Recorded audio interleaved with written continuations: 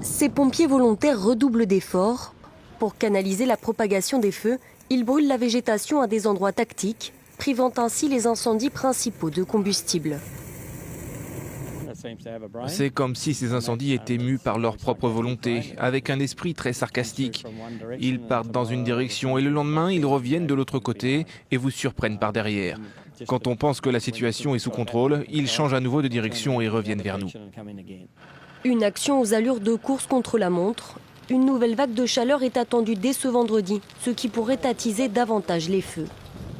Face au risque, des policiers et des militaires font du porte-à-porte pour convaincre les habitants d'évacuer.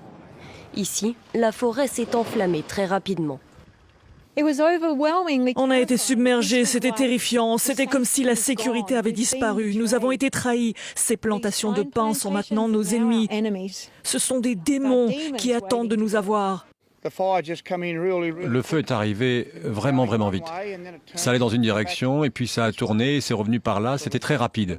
Vous ne pouviez rien dégager de la route. Critiqué pour la lenteur de sa réponse à la crise et pour son inaction dans la lutte contre le réchauffement climatique, le Premier ministre australien s'est engagé à reverser aux victimes des incendies plus d'1 milliard d'euros de rentrée fiscale.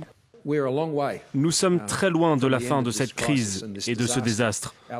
Nos gouvernements locaux sont ceux qui agissent sur le terrain pour tenter de répondre à ce genre de crise.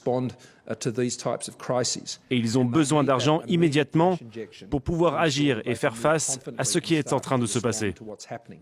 Une vingtaine de personnes ont perdu la vie et plus de 2000 maisons ont été détruites. Une superficie équivalente à la taille de l'Irlande a déjà été réduite en cendres.